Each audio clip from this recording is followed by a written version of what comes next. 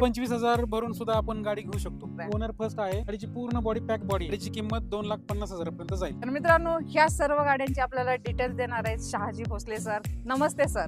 एकदम डिमांडेड गाड्या घेऊन आलेला आहात. तो काय डील राहणार आहे सर गाडी? 2018 ची गाडी आहे. गाडीची किंमत 4,80,000 पर्यंत जाईल, पण ते आपण 4.5 पर्यंत देऊ. ओनर फर्स्ट आहे. गाडीची पूर्ण बॉडी पॅक बॉडी आहे. ओके. आणि कसं की उद्योगधंद्यासाठी या गाडीची रिक्वायरमेंट जास्त असते.